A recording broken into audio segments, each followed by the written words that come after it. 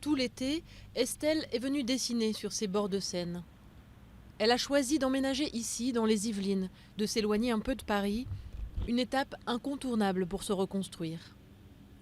Le 13 novembre 2015, elle passe un entretien pour une formation de graphisme en 3D et sort fêter ça avec un ami au café La Bonne Bière. On décide d'aller se boire un verre et finalement on se retrouve dans ce bar. Et je m'en souviens encore de sa phrase où il me disait est-ce que tu veux être en terrasse ou à l'intérieur ? Et heureusement, je suis une frileuse, ça m'a sauvée parce que j'ai décidé d'être à l'intérieur. 5 personnes sont tuées en terrasse. Estelle se réfugie sous un escalier du bar et s'en sort indemne. Physiquement du moins. Car pour se remettre d'un tel traumatisme, il faut du temps et de l'aide.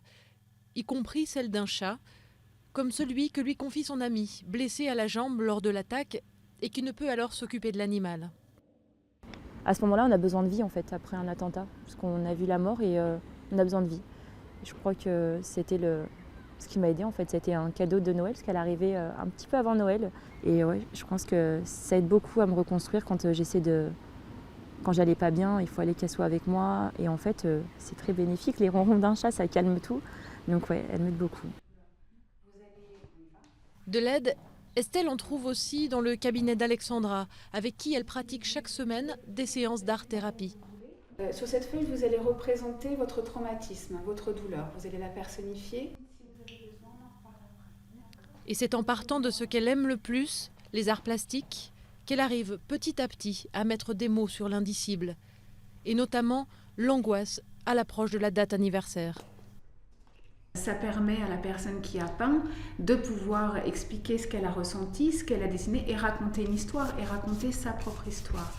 Il y a deux choses. Il y a expérimenter donc la peinture, le dessin pour pouvoir redécouvrir des sensations autres que des sensations négatives et traumatisantes, donc des sensations positives. Et en même temps pouvoir construire une production qui permet aussi de restaurer l'estime de soi. Pour Estelle, l'enjeu est aussi de pouvoir reprendre petit à petit le travail à plein temps et de faire des projets. Je pense que pour moi, le plus dur est passé. Ça a été très long.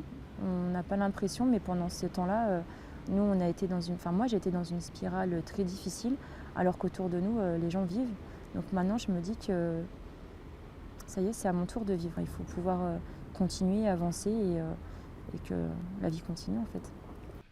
Elle rêve aujourd'hui de faire de la photo, avec un regard nouveau sur l'existence et encore beaucoup de choses à exprimer.